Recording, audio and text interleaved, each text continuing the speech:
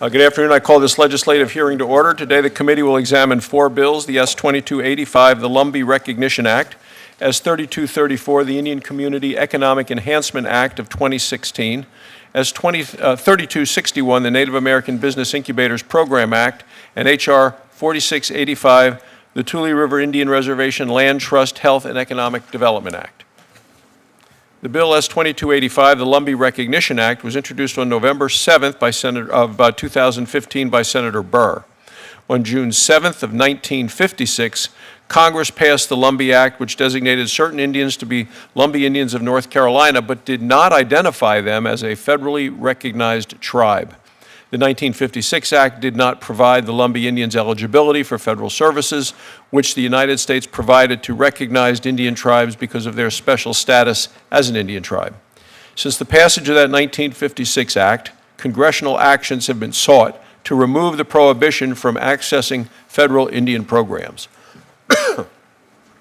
This committee has held several hearings on the status of the Lumbee Indians, during which differing views on prior legislation have been considered. We will now hear this bill address these views in light of the 1956 Act. I'll turn to Senator Burr in a moment, who has joined us today, for any comments that he would like to make. On July 14th of 2016, I introduced S-3234, the Indian Community and Economic Enhancement Act of 2016, along with Senator McCain. During this Congress, the committee held a series of hearings, roundtables, and listening sessions to examine how to develop Indian communities' economies. Access to capital was one of the key challenges and public priorities identified, and the top priorities identified by Indian tribes, by business leaders, and by entrepreneurs.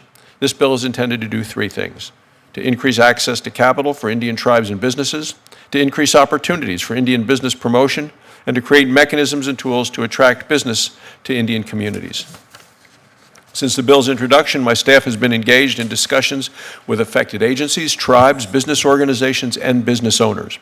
We've received considerable positive feedback and look forward to addressing the recommendations received over the past recess, as well as at today's hearings.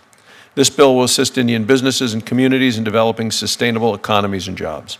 I look forward to moving this bill expeditiously through Congress. I also want to take a moment to thank Gary Davis, the outgoing president of the National Center for American Indian Enterprise, for the work he and the National Center have done on this bill and for Indian economies. Both he and Mr. Derek Watchman, the chairman of the National Center Board, who is testifying here today, have testified before this committee. They provided substantial input in support of this bill and the Indian Energy Act S-209.